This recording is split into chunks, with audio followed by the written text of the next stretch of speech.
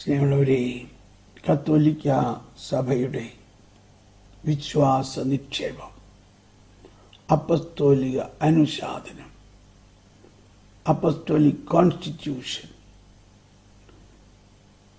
അതാണ് കത്തോലിക്ക സഭയുടെ മതബോധനം എന്ന് പറയുന്നത്. മതബോധനം എന്ന് പറയുമ്പോൾ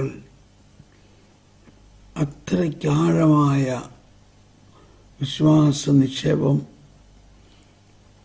സഭയുടെ ആരംഭം മുതലുള്ള വിശ്വാസത്തിൻ്റെ ഏറ്റവും സത്താപരമായ ദ എസൻസ് ഓഫ് ഫെയ്ത്ത് എന്ന് പറയും. വിശ്വാസത്തിൻ്റെ സത്താപരമായ രഹസ്യങ്ങളാണ് ഇതിലടങ്ങിയിരിക്കുന്നത്. ഇത് ഉൾക്കൊണ്ടാൽ മാത്രമേ കത്തോലിക്ക സഭയിൽ ഞാൻ വിശ്വസിക്കുന്നു എന്നതും ഒരു ക്രിസ്തീയ കത്തോലിക്ക വിശ്വാസത്തിൻ്റെ യഥാർത്ഥ കരുത്ത് നമ്മളിൽ അനുഭവപ്പെടുകയുള്ളൂ. ഇന്ന് നമ്മൾ ജൂലൈ മാസം 9 2024 പഠിക്കുന്നത് 958 എപ്പിസോഡാണ്. നമ്മൾ ഈ കാലഘട്ടത്തിൽ പ്രത്യേകിച്ച് എറണാകുളം അങ്കമാലി അതിരൂപതയുടെ ഈ അവസ്ഥ മൂലം പഠിക്കാൻ കർത്താവ് നമ്മളെ നയിച്ചത് കിഴക്കിൻ്റെ വെളിച്ചം എന്ന അപ്പസ്തോലിക അനുശാസനമാണ്. കിഴക്കിൻ്റെ വെളിച്ചം. ഈ പുസ്തകം കാണുമ്പോൾ വളരെ ചെറുതാണെങ്കിലും ഇതിൻ്റെ അകത്ത് അടങ്ങിയിരിക്കുന്നത് ഒരു വലിയ സാമ്രാജ്യമാണ്, ഒരു വലിയ രഹസ്യമാണ്. ഇന്ന് നമ്മളുടെ സഭയിൽ നേരിട്ടുകൊണ്ടിരിക്കുന്ന നിരവധി പ്രശ്നങ്ങളുടെ കാരണം ഈ കിഴക്കിൻ്റെ വെളിച്ചം സഭാ മക്കളെ പ്രകാശിപ്പിക്കാത്തത് കൊണ്ടാണ്. കിഴക്കിൻ്റെ വെളിച്ചം എന്ന ഈ അപ്പസ്തോലിക അനുശാസനം 1995 പരിശുദ്ധ ജോൺ പോൾ II മാർപ്പാപ്പയിലൂടെ നൽകപ്പെട്ടതാണ്. ഓറിയന്റാലെ ലൂമൻ. എന്നാൽ ഇത് മാർപ്പാപ്പയുടെ ഹൃദയത്തിൽ നിന്ന് വളരെ വാത്സല്യവും സ്നേഹവും അനുഭവത്തോടെയും എഴുതിയത് മാത്രമല്ല, ഇതെഴുതാനുണ്ടായ മറ്റൊരു കാരണം ലിയോ 13 മാർപ്പാപ്പ നൽകിയ ഓറിയന്റാലിയം ഡിഗ്നിറ്റാസ് എന്ന അപ്പസ്തോലിക ലേഖനത്തിൻ്റെ ശതാബ്ദി ആഘോഷം കൂടിയായിട്ടാണ്. അതിനിടയ്ക്ക് ഉണ്ടായ മറ്റൊരു സംഭവം ഓറിയന്റാലിയം എക്ലിസ്യാരും എന്ന 2ാം വത്തിക്കാൻ സഭയിലെ പ്രമാണ രേഖകളിൽ ഒന്നാണ്.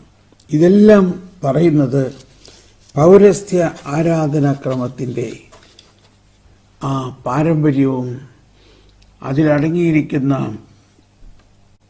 പൈതൃകം, സഭയുടെ പൈതൃകമാണത്. സഭയുടെ പിതൃസ്വത്താണ്. അതാർക്കും മാറ്റാനുള്ള അധികാരമില്ല. അത് ഈ കാലഘട്ടത്തിൽ ഈ എറണാകുളത്തെ പ്രശ്നത്തിൽ കുറെ കൂടി കൃത്യമായി നമുക്കത് മനസ്സിലായി. എറണാകുളത്ത് ഇത്രയും വലിയ പ്രക്ഷോഭങ്ങളും ബഹളങ്ങളും എല്ലാം ഉണ്ടായിട്ടും ഈ പാരമ്പര്യത്തിൽ നിന്നൊരു മാറ്റവും ഉണ്ടായിട്ടില്ല. അതോടൊപ്പം ഇനിയും നമ്മൾ പ്രാർത്ഥിക്കേണ്ടിയിരിക്കുന്നു. എറണാകുളത്തെ നമ്മുടെ സഹോദരങ്ങൾ ഈ ഒരു രഹസ്യം ഉൾക്കൊള്ളാനും ഈ കിഴക്കിൻ്റെ വെളിച്ചം അവരെ പ്രകാശിപ്പിക്കാനും എല്ലാ മക്കളും സഭാമാതാവിൻ്റെ, സഭ നമ്മുടെ അമ്മയാണ്, ചർച്ച് ഈസ് മാറ്റർ എത്ത് മജസ്റ്റ, അമ്മയും ഗുരുനാഥയുമാണ് എന്നുള്ള അവബോധത്തോടെ സഭയുടെ അനുശാസനങ്ങളെ വാത്സല്യപൂർവം സ്വീകരിച്ചുകൊണ്ട് അമ്മ നമ്മുടെ കൈപിടിച്ച് നമ്മളെ നടത്തുന്നു. നമ്മൾ അമ്മയുടെ കൈ പിടിക്കുക മാത്രമല്ല, അമ്മ നമ്മുടെ കൈ പിടിച്ചുകൊണ്ട് നമ്മളെ നടത്തുന്നു. ആ ബോധ്യത്തോടെ നമുക്ക് പ്രാർത്ഥിക്കാം.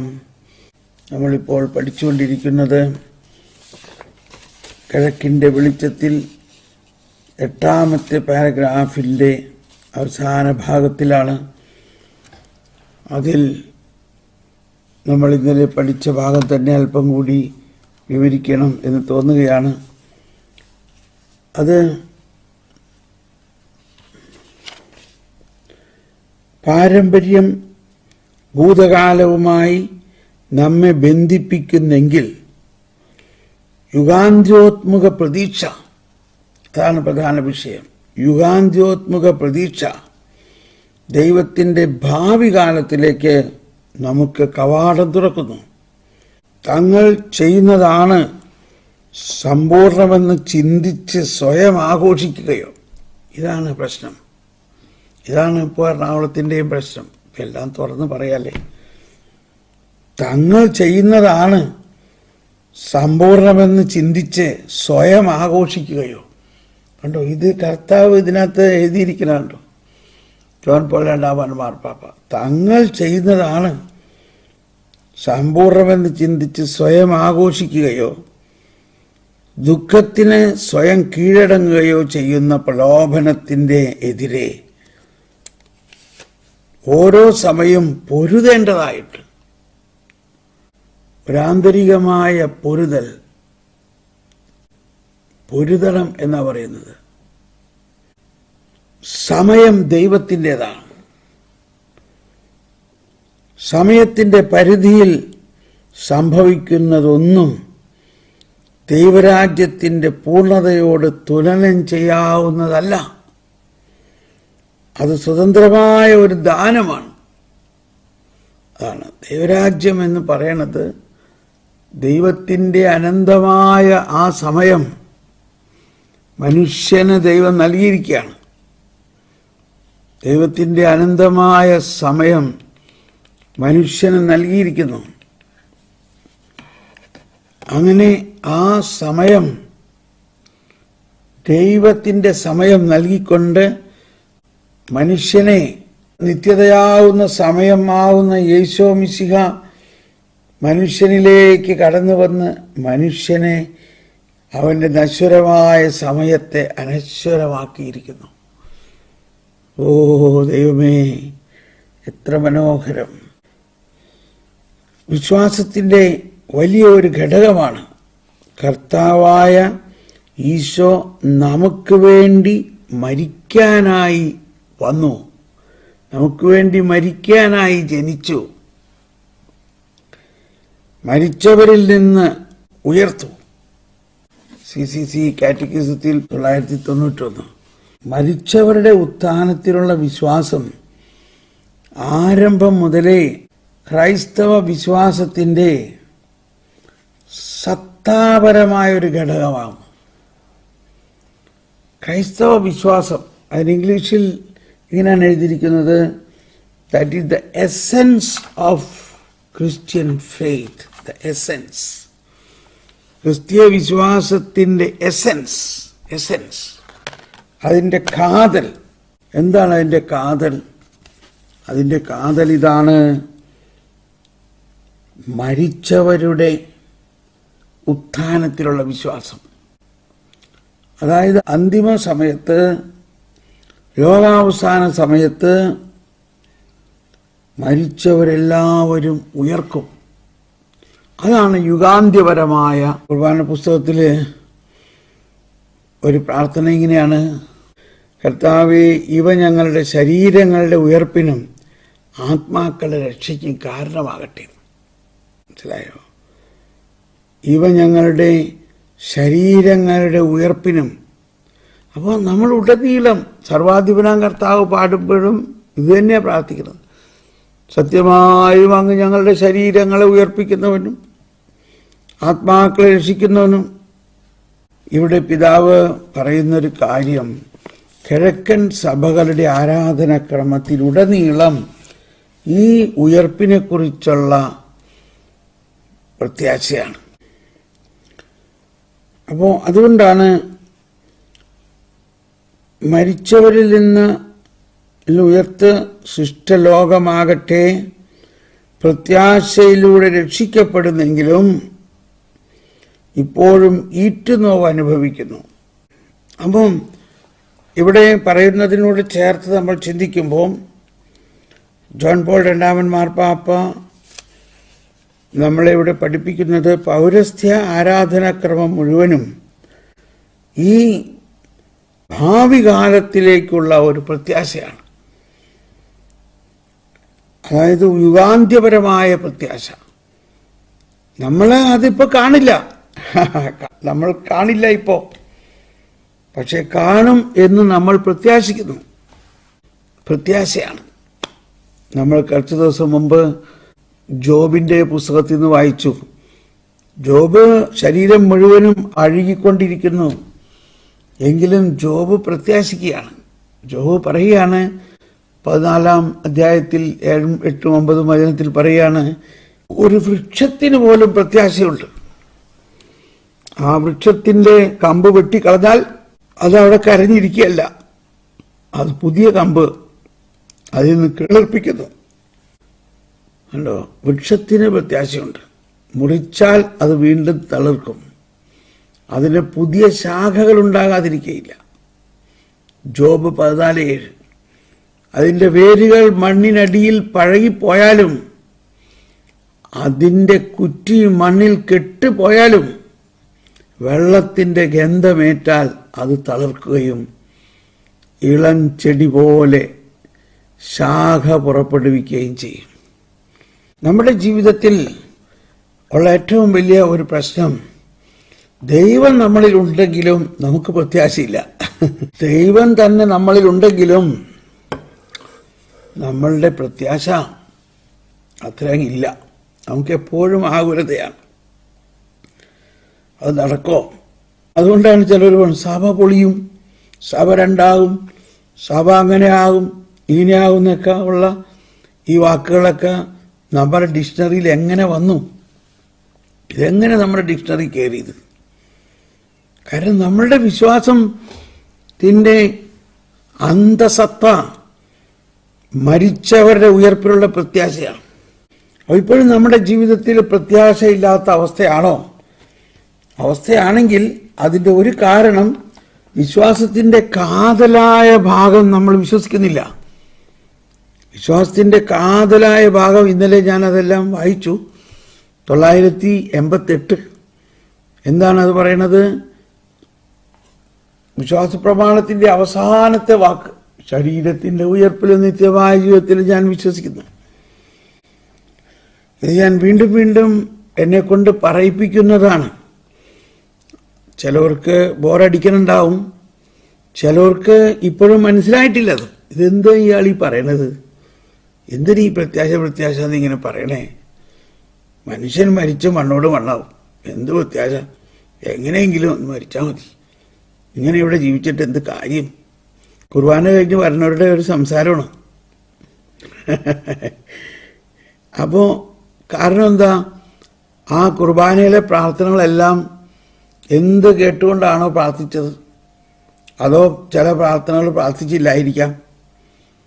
സർവാധിപനാം കർത്താവേ, നിൻ സ്തുതി ഞങ്ങൾ പാടുന്നു.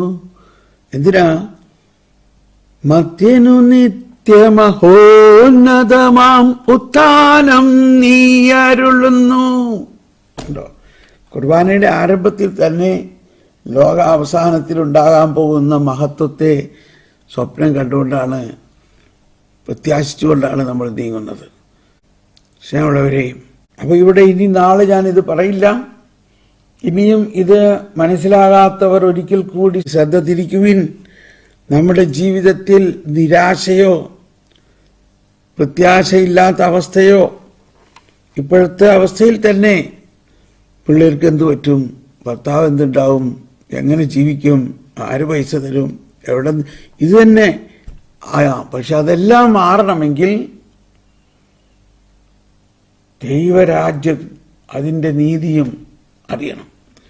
ദൈവരാജ്യം അതിൻ്റെ പൂർണ്ണതയിൽ വരുമ്പോൾ കർത്താവ് നമ്മളെല്ലാവരെയും കണ്ണ് ചിമ്മുന്ന നേരം കൊണ്ട് ഉയർപ്പിക്കും. എല്ലാവരും ഉയർത്തെഴുന്നേക്കും. അതാണ് യുഗാന്ത്യപരമായ പ്രത്യാശ. അതിൽ ആർക്കെങ്കിലും സംശയമുണ്ടോ? അതായത് അന്ത്യദിനത്തിൽ നാം എല്ലാവരും പൊടിയിൽ നിന്ന് ഉയർത്തെഴുന്നേക്കും. ഇത് വിശ്വസിച്ചാൽ, ഇത് ശരിക്കും വിശ്വസിച്ചാൽ നമുക്ക് വലിയ പ്രത്യാശയായിരിക്കും, നമുക്ക് വലിയ ആത്മധൈര്യമായിരിക്കും. നമ്മുടെ യുക്തിയിൽ ദൈവത്തിന് അസാധ്യമായിട്ടൊന്നുമില്ല എന്നുള്ള, ഞാൻ ഇപ്പോഴും ഇത് ഓർക്കുകയാണ്.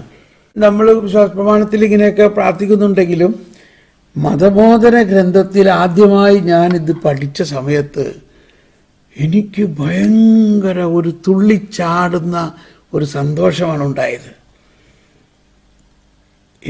ഞാൻ ആദ്യമായിട്ട് ഈ ശരീരത്തിൻ്റെ ഉയർപ്പിൻ്റെ ഭാഗം പഠിച്ച സമയത്തെ എനിക്ക് ഭയങ്കര ഒരു സന്തോഷമുണ്ടായി.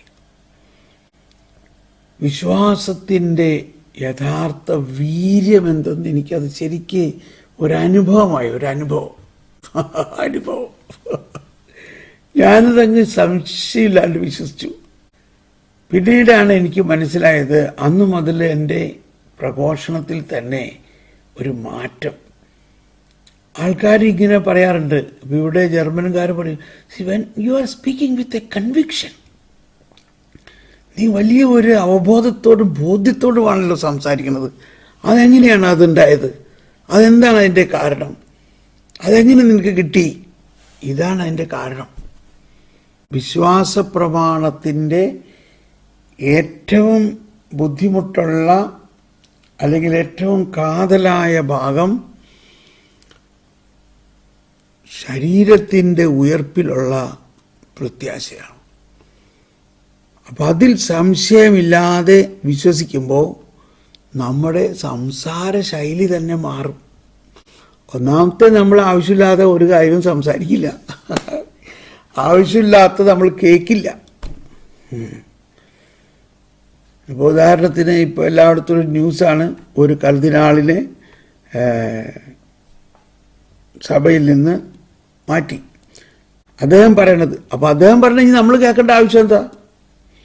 ആ കർദിനാള് മാർപ്പാപ്പയെ തിരസ്കരിക്കുകയും രണ്ടാം വത്തിക്കാൻ സൂനഹദോസിനെ തിരസ്കരിക്കുകയും അങ്ങനെ പല കോൺട്രവേഴ്സിയിലായിട്ട് സഭ അദ്ദേഹത്തെ എക്സ്കമ്മ്യൂണിക്കേറ്റ് ചെയ്തു.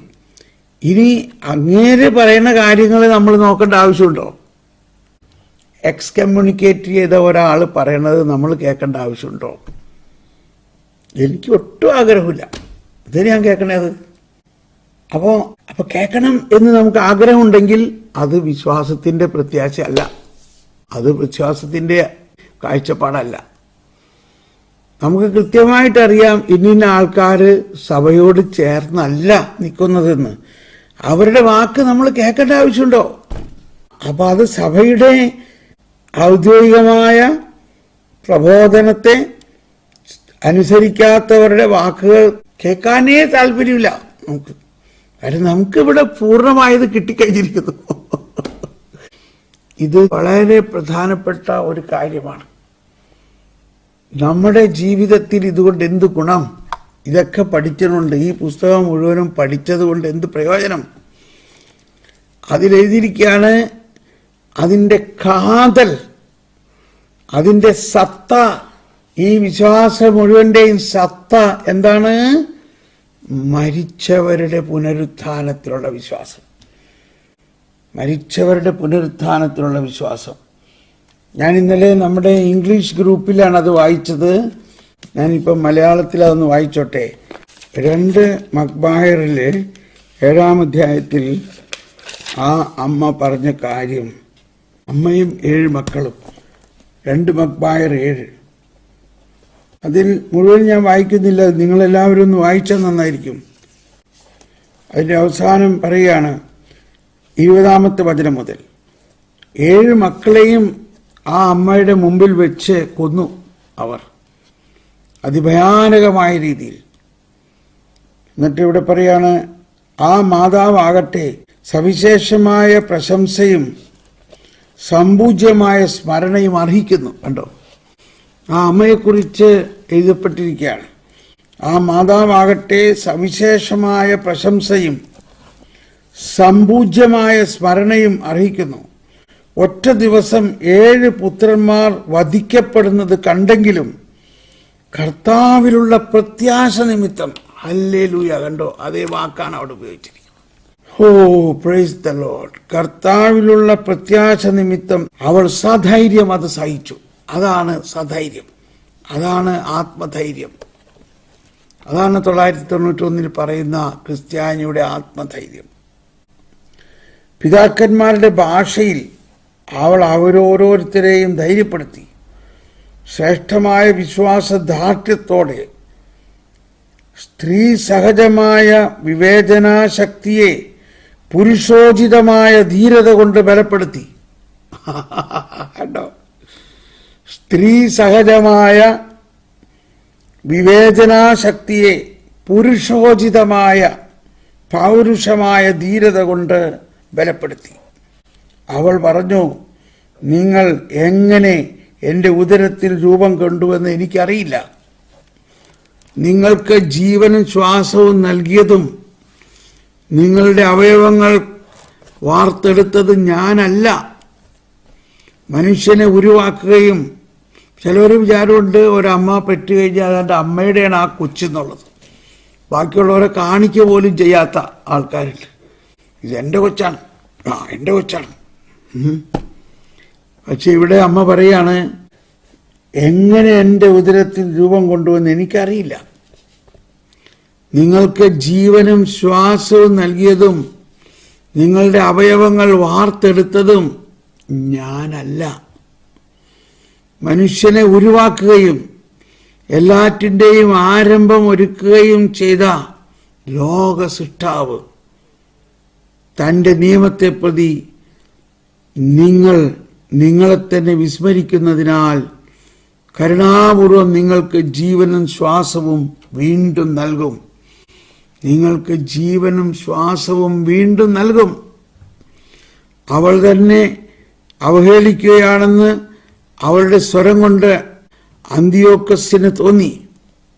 അവരുടെ ഭാഷയിലാണ് പറയണത്.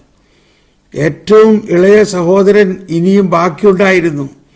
അവനോട് ആവശ്യപ്പെടുക മാത്രമല്ല, പിതാക്കന്മാരുടെ മാർഗത്തിൽ നിന്നും വ്യതിചലിക്കുകയാണെങ്കിൽ അവന് ധനവും അസൂയാർഹമായ സ്ഥാനവും നൽകാമെന്ന് തൻ്റെ സ്നേഹിതനായി സ്വീകരിച്ച ഭരണകാര്യങ്ങളിൽ അധികാരം ഏൽപ്പിക്കാമെന്നും അന്തിയോക്യസ് അവന് ശപഥപൂർവം വാക്കുകൊടുക്കുകയും ചെയ്തു. ആ യുവാവ് സമ്മതിച്ചില്ല. അവൻ്റെ അമ്മയെ അടുക്കൽ വിളിച്ച് തന്നെ തന്നെ രക്ഷിക്കാൻ കുമാരനെ ഉപദേശിക്കണമെന്ന് രാജാവ് നിർബന്ധിച്ചു. നിർബന്ധം കൂടിയപ്പോൾ അവൾ പുത്രനെ പ്രേരിപ്പിക്കാമെന്നേറ്റു. പുത്രന്റെ മേൽ ചാഞ്ഞ് അവൾ ക്രൂരനായ ആ സ്വച്ഛാധിപതിയെ നിന്ദിച്ചുകൊണ്ട് മാതൃഭാഷയിൽ പറഞ്ഞു. കേട്ടോ, അയാളോട് പറഞ്ഞാൽ ഞാൻ അവനോട് പറയാമെന്ന് പറഞ്ഞു. എന്നിട്ട് പുത്രന്റെ അടുത്ത് വന്നിട്ട് എന്ത് പറഞ്ഞു? മാതൃഭാഷയിൽ പറഞ്ഞു, മകനെ, എന്നോട് ദയ കാണിക്കുക. 9 മാസം ഞാൻ നിന്നെ ഗർഭത്തിൽ വഹിച്ചു. 3 കൊല്ലം മുലയൂട്ടി നിന്നെ ഇന്നുവരെ പോറ്റു വളർത്തി. മകനെ, ഞാൻ യാചിക്കുന്നു, ആകാശത്തെയും ഭൂമിയെയും നോക്കുക, അവയിലുള്ള ഓരോന്നും കാണുക.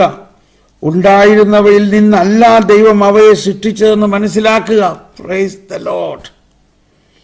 മനുഷ്യരും അതുപോലെയാണ് സൃഷ്ടിക്കപ്പെട്ടത്.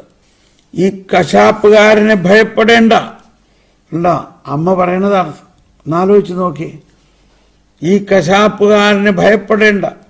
സഹോദരന്മാർക്ക് യോജിച്ചവനാണ് നീ എന്ന് തെളിയിക്കുക. മരണം വരിക്കുക. ഒരമ്മ മോനോട് പറയണതാ. മരണം വരിക്കുക. ദൈവകൃപയാൽ നിന്റെ സഹോദരന്മാരോടൊത്ത് എനിക്ക് നിന്നെ വീണ്ടും ലഭിക്കാനിടയാകട്ടെ.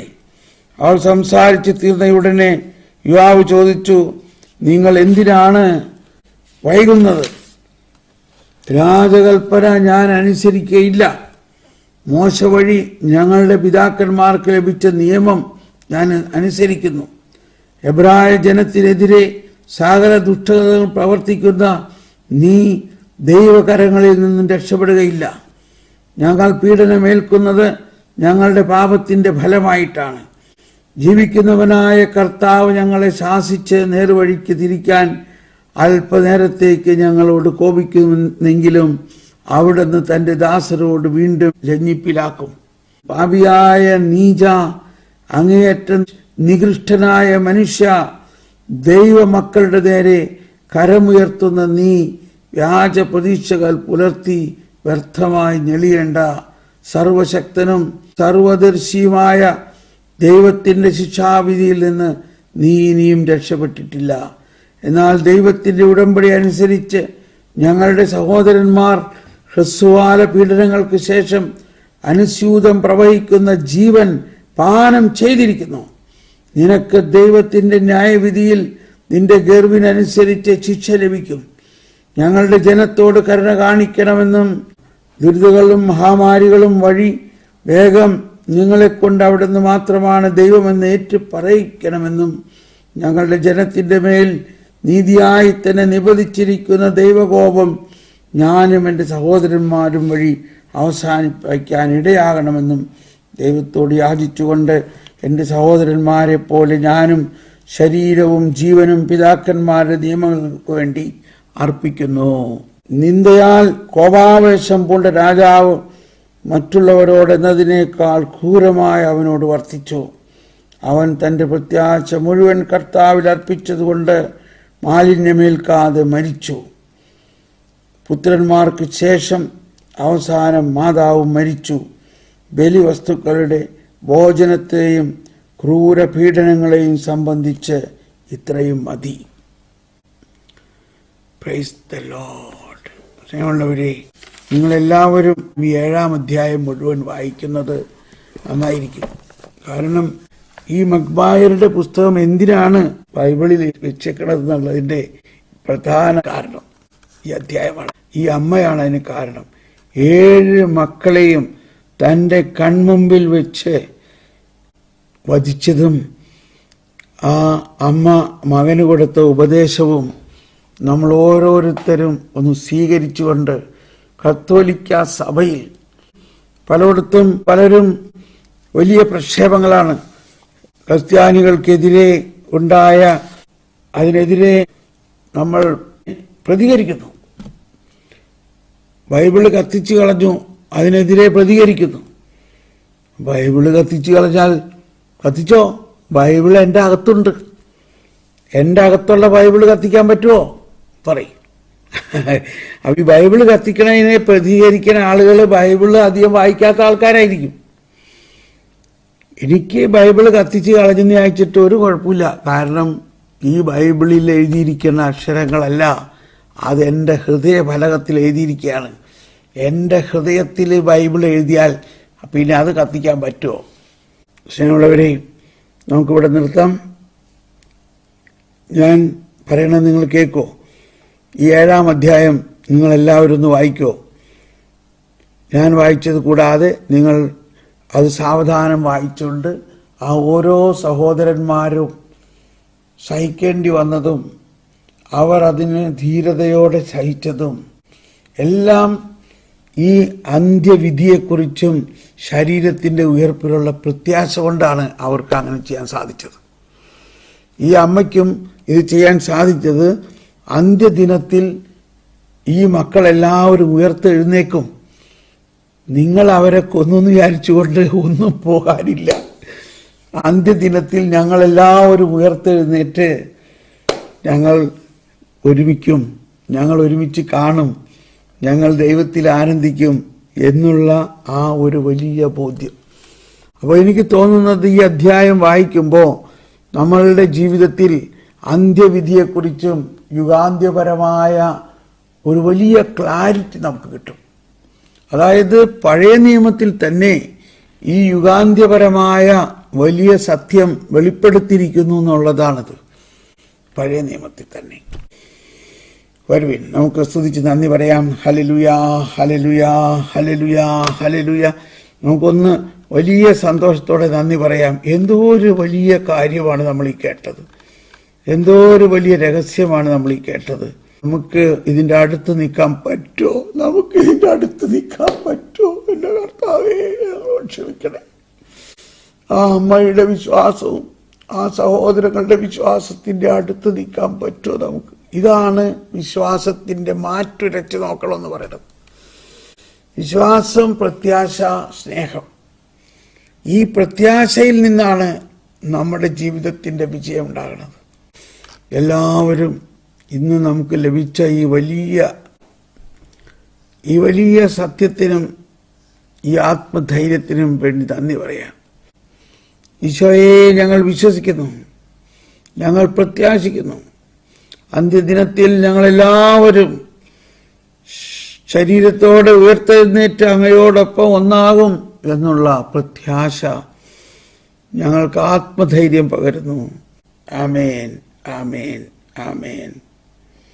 Praise the Lord. God bless you.